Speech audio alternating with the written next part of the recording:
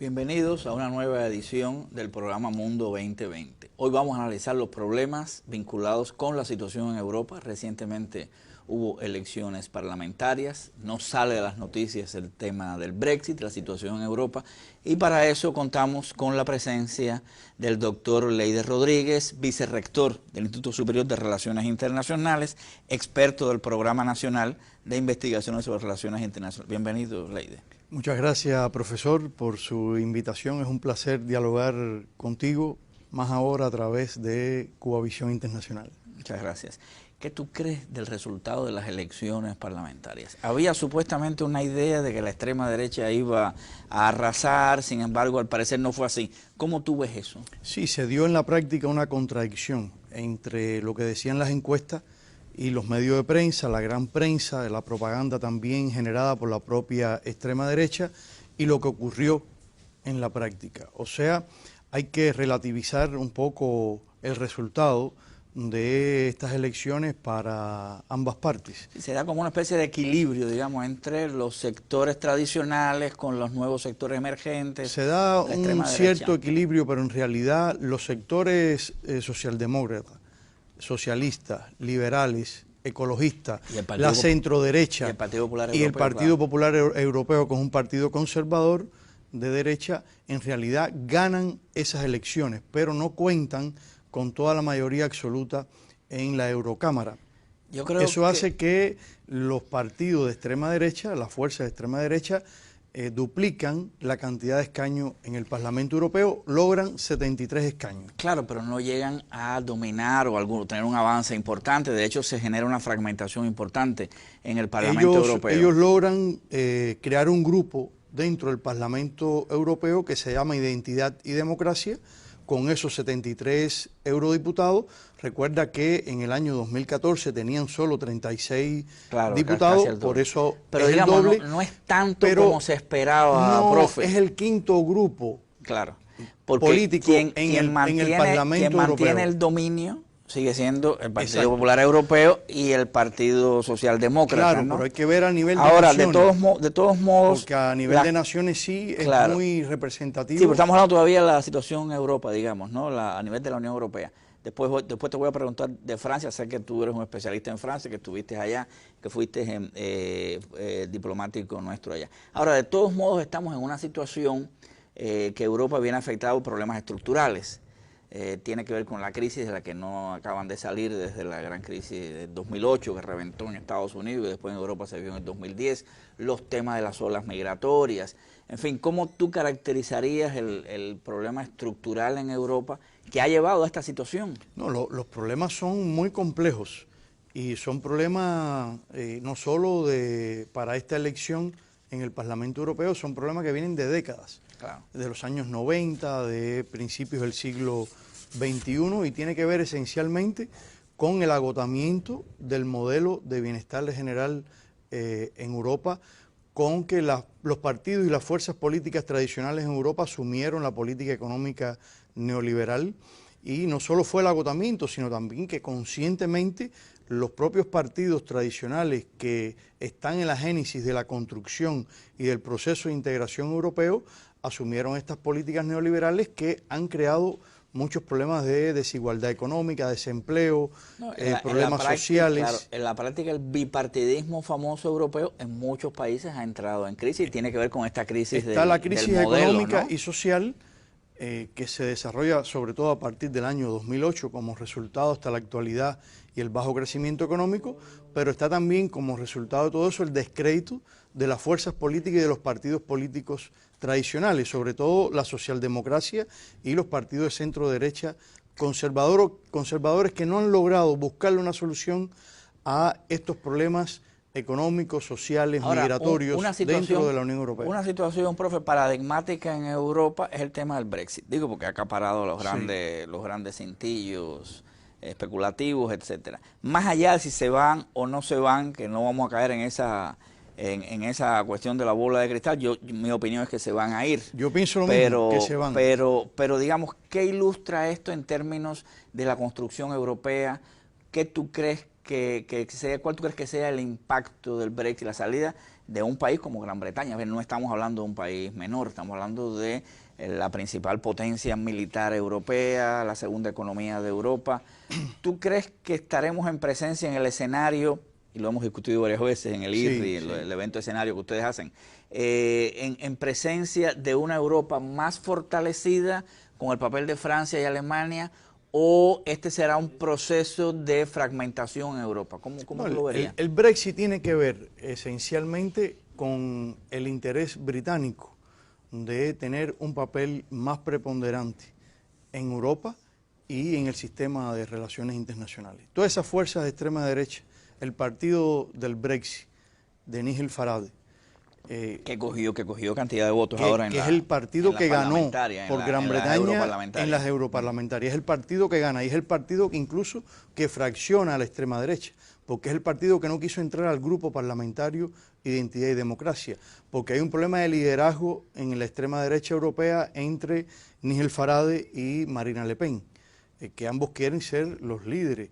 de la extrema derecha en Europa. Entonces, él no entra a ese grupo, pero la razón tiene que ver con que ellos creen que la Unión Europea está en declinación y afecta también a los intereses británicos, y lo que están buscando es un papel más preponderante del Reino Unido a nivel internacional. Porque si siguen el proceso de integración... Déjame interrumpirte. Acaba de estar Trump allá. Sí. Entonces, una Gran Bretaña fuera de la Unión Europea, muchos están analizando que sería una Gran Bretaña mucho más cercana a los Estados Unidos. ¿Cómo tú verías este mundo, digamos, europeo post-Brexit? Normalmente, Gran Bretaña dentro de la Unión Europea ha jugado casi siempre a los intereses norteamericanos y es un baluarte de la OTAN dentro de la Unión Europea. Sí, eso es importante. No se va de la OTAN. Se puede ir de la Unión Europea si se va, pero no se va de la OTAN. Entonces, Donald Trump tiene una relación muy cercana con las fuerzas de extremas derechas británicas. De hecho, él ha dicho que Nigel Farage podría ser el primer ministro y se inmiscuyó en la política interna británica, pero también apoyaría al que fue canciller, a Johnson. Entonces, yo creo que hay una relación histórica, cultural, política, civilizatoria muy cercana entre los británicos y los norteamericanos, más que con cualquier otro país europeo, y los británicos son aliados. Por eso Trump ha propuesto firmar un convenio, un tratado con Gran Bretaña cuando salgan de la Unión Europea. Donald Trump y su asesor Steve Bannon han estimulado la salida de Gran Bretaña de la Unión Europea y han estimulado a todas las fuerzas de extrema derecha, tanto en Francia como en Holanda, como en Italia, a que salgan de la Unión Europea. Por eso se habla del Frexit en Francia, del Nerxi en Países Bajos. En su tiempo se habló del Grexit en Grecia porque la crisis lo reventó por la izquierda. Era por la izquierda. Claro, finalmente no se dio. De todos modos, yo creo, no sé si estarás de acuerdo con esta aseveración, que el Brexit ha generado tanto problema en Gran Bretaña, tanta incertidumbre, incluso la economía ha disminuido, que es muy difícil esperar, al menos desde mi perspectiva, que haya otro país de la Unión Europea que vaya a seguir el camino del Brexit. Claro, ¿Cómo tú verías ese escenario? Yo coincido en eso porque ese es un fenómeno muy singular, muy particular, digamos, claro, británico, por las características históricas británicas, por su poderío económico, por su poderío militar, porque es un país miembro del Consejo de Seguridad. Porque es una isla. Porque es una isla. El tema de la soberanía, el tema etcétera. Y porque el Brexit surgió no porque la gente de verdad quisiera el Brexit, sino por una cuestión electoral. Hay que recordar el primer ministro que se la jugó todo con el Brexit y fue un margen, pero si el Brexit se votara hoy, de nuevo a lo mejor no sería el mismo resultado, porque sabemos que hay encuestas y hay una parte importante de la opinión pública británica que no quisiera romper los nexos con la Unión Europea. Mira, en el reciente debate que tuvimos en tu instituto, y aprovecho para darte propaganda acá en Cuba Visión Internacional, recomendamos una película buenísima que se llama Brexit. Precisamente cómo se manejó a la opinión pública en función de esta idea, porque no es una idea, como bien tú dices, que tenía el apoyo de gran parte de la población. Fue construido. Claro, fue es lo que tú dices, manipulado, hay elementos construido. estructurales detrás. Sí. Hay sectores que eran perdedores de la globalización, que venía en curso.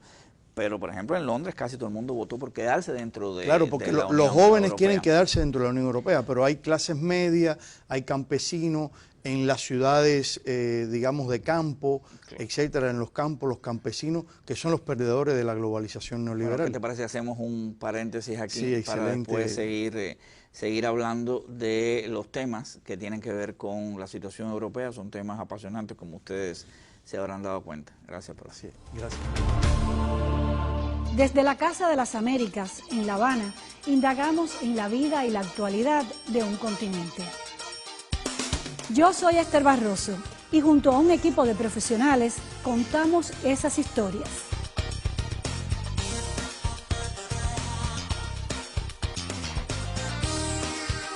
Una mirada a la América Latina y el Caribe por Cubavisión Internacional.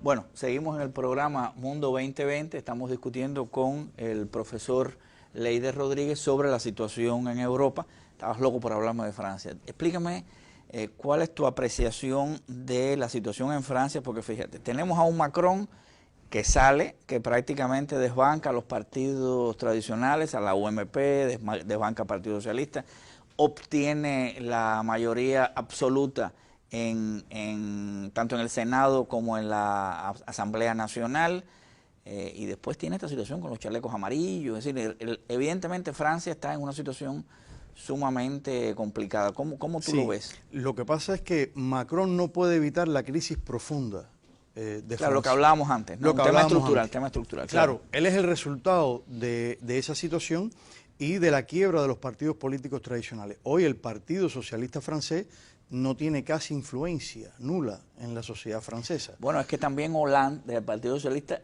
implementó en su momento medidas neoliberales. Todos implementaron. Los que comenzaron las políticas neoliberales en Francia fueron los partidos socialistas. Claro. Eso se desacreditaron. Y desmontaron un modelo que estaba agotado, pero que también podía haberse reformado de otra manera, para evitar que las personas, los ciudadanos, perdieran todos los derechos que tenían en seguridad social. Era un colchón muy grande de beneficios sanitarios, de educación, seguridad social. ¿Qué tiempo tú estuviste en París? Yo estuve más de 4 años atendiendo en París, los temas de las relaciones. Y recorrí mucho las regiones, claro, ¿no? Y recorrí las regiones, todo el país prácticamente lo visité. E incluso ya en esa fecha se podían ver las diferencias entre las grandes ciudades y las pequeñas ciudades y las regiones francesas. Uno de los problemas que no se habla de eso, solo se habla del alza del impuesto al combustible. Uno de los problemas que fue el origen del tema de los chalecos amarillos. Fue el origen, pero la causa es más profunda.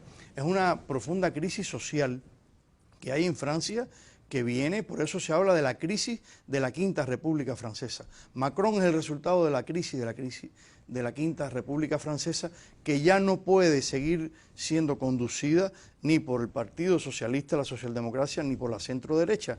Llámese Unión por un Movimiento Popular de Sarkozy o los republicanos, que están desacreditados no solo por eso, sino también por la corrupción de las élites políticas. Eso ha impactado mucho la política interna y el descrédito que tienen y estamos la clase dominante claro, y francesa. Estamos hablando, profesor, de una sociedad civil muy activa, de una clase obrera que se mueve. Vaya, la historia de las reivindicaciones sociales en Francia es riquísima. Recuerda que Carlos Marx dijo que Francia en Europa era el país político, Alemania el país de la filosofía y Gran Bretaña el país de la economía, la finanza. Entonces, pero los chalecos amarillos, tú mencionaste los chalecos amarillos, lo característico de esto es, o lo que nos llama la atención, es que los chalecos amarillos no es un movimiento, digamos, de intelectuales ni de personas que tienen la más alta preparación en el país galo, en Francia. Los chalecos amarillos vienen de las ciudades, de los campos, de una clase obrera que ha perdido muchos derechos, No, y el campesinado francés, campesinado, que es muy activo, de las primeras manifestaciones, ¿te acuerdas que bloqueaban con tractores de las vías de regiones comunicación, regiones empobrecidas? Y esa es una situación que no solo es de Francia. Por eso se habla de la crisis sistémica o global del capitalismo, porque eso también sucede en Europa, en otros países europeos y en los propios Estados Unidos. Y es un tema que tiene que ver con la globalización. Con la globalización. Porque recuerdo en los años 90 la discusión acá que teníamos de la globalización en general, ¿no? Recuerdo el comandante en jefe nos convocaba a las discusiones de la globalización, y en ese tiempo la visión de la globalización era que era un movimiento objetivo, lo cual era y es, y en algún momento tendremos que discutirlo acá también en el programa, pero tenía perdedores. Y no solo los perdedores por la parte de la izquierda, que dicho sea de paso, fue la reacción que nosotros vimos a la globalización neoliberal en América Latina, y los gobiernos tú has dicho algo clave. Tenía perdedores desde la derecha. Es lo neoliberal de la globalización. Desde la derecha. Porque la globalización, el desarrollo tecnológico de las comunicaciones sigue, prácticamente es un fenómeno objetivo. Pero lo que ha sucedido en Europa es que el eje, ese alemán y francés, han impuesto políticas de ajuste estructural y de control de los presupuestos y de la finanza de los estados nacionales, que prácticamente los ha asfixiado y han ido desmontando todo eso que eran beneficios sociales. No, fueron las famosas medidas de austeridad de la Merkel. Muy crueles. Que prácticamente acabó con la soberanía de Grecia, ni hablar del expediente griego. Recuérdate aquel referéndum que los griegos dijeron no al ajuste estructural y sin embargo tú sabes lo que es que en Italia hay más de 1 millón de pobres. La situación del desempleo en Italia, no en balde, fíjate que pasó prácticamente lo mismo. Han desbancado al sistema político tradicional y está Salvini de la Liga Norte, de una extracción neofascista de derecha, y está el Movimiento 5 Estrellas, que al final nadie sabe bien. Fíjate que en estos países, en las elecciones europeas, ganó la extrema derecha. En Italia, en Francia y en Gran Bretaña. Allí barrieron. Hungría, Polonia, que a veces la Europa del Este ya es parte también de la Unión Europea, ¿no? Ahora, profe, quería volver al tema de Alemania, porque Alemania siempre se ha dicho que la locomotora, junto con Francia, tienen un poder político muy importante. ¿Cómo tú avisoras el papel que pueda tener Alemania en una Unión Europea que sabemos que no se va a desmembrar? Que va a ser activa en la perspectiva de la Unión Europea, pero Alemania, ahora la Merkel ha dicho que se va. ¿Tú crees que baja el protagonismo alemán? Mira, la Merkel es una líder ya histórica para la Unión Europea y para Alemania. Hay mucha preocupación, hay incertidumbre incluso sobre su estado de salud y si ella podrá también tener un cargo importante dentro de las estructuras es otro de, los de la Unión Europea. Otros elementos que se Pero manejan. No se puede concebir la Unión Europea sin Alemania e incluso sin Francia. Todos los procesos de integración han tenido un centro, un motor, una locomotora, y Alemania es la locomotora de la Unión Europea. No se puede concebir hoy, con todas las críticas que se le puede hacer a la conducta de Alemania y a la política de Alemania, como un centro hegemónico y que incluso ha creado un centro y una periferia dentro de Europa con sus políticas a través de la Troika, la Comisión Europea, el Fondo Monetario Internacional y el Banco Central Europeo. La periferia serían los países mediterráneos del sur y los de Europa del Este.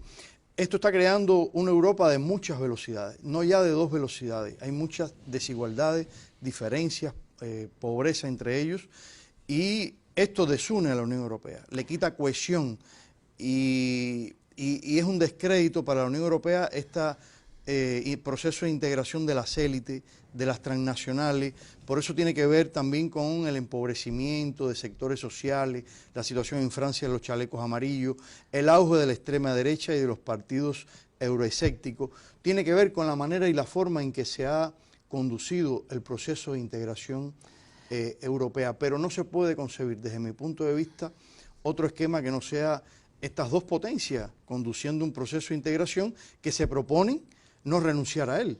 Ellos han decidido reformular la Unión Europea, reconstruirla, hacerla fuerte. Siempre habría la poderosa alternativa de la Europa de los pueblos, de la Europa más democrática, pero eso es en la perspectiva mucho más en en el mediano y largo plazo que en la situación del corto y mediano plazo, que es de lo que estamos hablando. Ellos se proponen salvar la Unión Europea. Claro, pero que es la de las élites. Que es de la de las élites y tendrán en ese camino que hacer algunas concesiones. ¿Cómo no? Ahora, te quería ver, porque como quiera que sea, la Unión Europea tiene un Producto Interno Bruto similar al de Estados Unidos en términos de magnitudes, y es un actor global importante. Frente al indeseable de la Casa Blanca, ¿qué nivel de maniobrabilidad pueda tener la Unión Europea? Porque además la Unión Europea, y no sé si estás de acuerdo o no, pero yo siempre lo digo, la Unión Europea está invadida por los Estados Unidos. Una cantidad de bases militares que tiene en Alemania, una cantidad de bases militares que tiene en Italia, en la propia España, son parte de la OTAN. Ahora, hay diferencias entre las posiciones de la Unión Europea y las de Estados Unidos.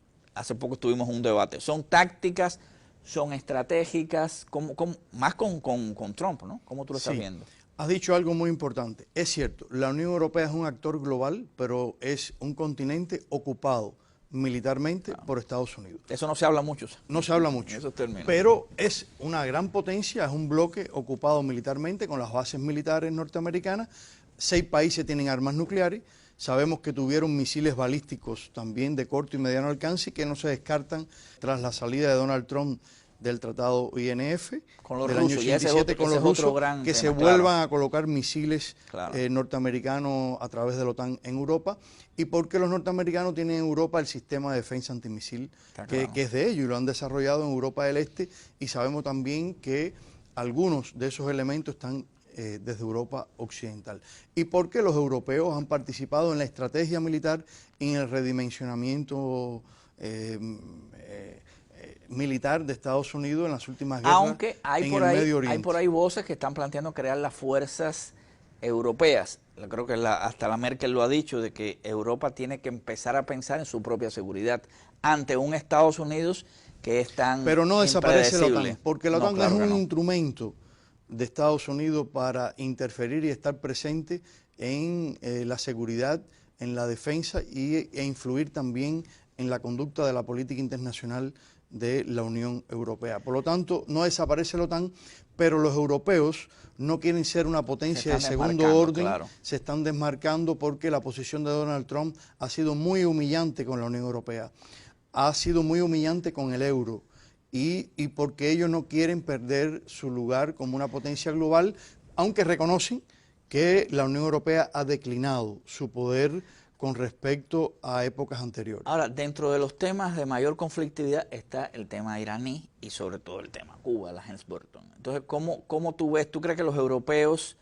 claro, son 28, entonces ahí está claro que España, por ejemplo, que tiene intereses aquí, quizás Francia, ¿cómo tú ves la reacción y en la perspectiva de los europeos respecto a el incremento sensible de la hostilidad de Estados Unidos contra Cuba? Mira, hay que ver esto de manera... ¿Aguantarán o no las presiones, para ser más directo? Mira, los europeos están obligados a aguantar presiones, porque de lo contrario Donald Trump va a evidenciar y va a demostrar que la Unión Europea es un actor de segundo orden, que no es un actor global, que la Unión Europea es inservible. ¿Te das cuenta? Y entonces los europeos tienen que, en su estrategia, entre el 2019 hasta el año 2024, se han propuesto ser un bloque fuerte, poderoso, activo en la política internacional, defendiendo sus intereses. Y los intereses con Cuba, con Irán, son intereses económicos, hay intereses financieros por medio. Y también de simbolismo en términos de proyección de política internacional. De independencia en política internacional. Entonces ellos van a tratar de defender sus intereses. Yo creo que si ellos ceden ante la ley Helms-Burton, ante sanciones, incluso ellos están reconsiderando las sanciones que Estados Unidos le ha pedido a la Unión Europea que haga contra Rusia. Ellos están reconsiderando todas esas sanciones. Y antes de seguir hablando de Cuba, el tema China, por ejemplo, de Huawei, hay muchos europeos que están diciendo, espérate, yo no me meto en esta campaña de Estados Unidos contra Huawei porque yo tengo intereses para la 5G. La Unión Europea hay diferencias. Fortalecerse en el desarrollo industrial, necesitan fortalecerse en el plano tecnológico, necesitan también mostrar al mundo que tienen independencia en política exterior y que son una potencia global y que siguen siendo un paradigma para los procesos de integración que hay en el mundo. O sea, que ellos no han renunciado a su lugar en el sistema internacional, y entonces si ellos ceden en todo con Estados Unidos, no van a lograr sus objetivos de aumentar el crecimiento económico y fortalecerse y lograr recuperar las capacidades perdidas. ¿No? Y de cara a su propia credibilidad ante sus pueblos, ante sus sociedades. Exacto. Yo creo que eso es un tema que ellos evidentemente van a todos los tratar políticos europeos de resistir, tienen que tener en cuenta, ¿no? el objetivo, con Estados Unidos metiendo tarifa claro, a trocha y mocha, Estados Unidos cada vez que se le ocurre al presidente, pues haciendo declaraciones que son realmente injuriosas. Está claro que esta administración quiere debilitar Ahora hay un punto y anular la acción global de la Unión Europea. Ahora hay un punto ahí, profesor, a ver si estás de acuerdo, que yo creo que mucho tiene que ver con quiénes serán los próximos dirigentes, digamos, en el área de política exterior de la Unión Europea, específicamente el caso del Servicio de Acción Exterior, específicamente el papel de la Mogherini, concretamente con el tema Cuba, porque las relaciones han estado en una posición positiva. Lamentablemente se nos está acabando el tiempo.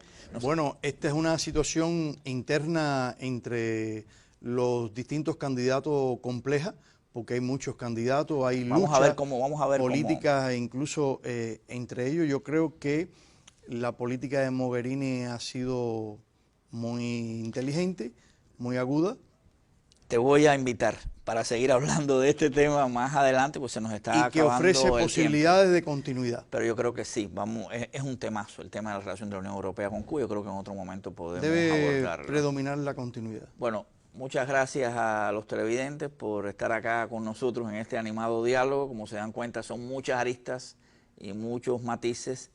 Sigan con nosotros en próximos programas del Mundo 2020. Muchas gracias, profesor, por estar acá con nosotros. Igualmente, gracias, profesor.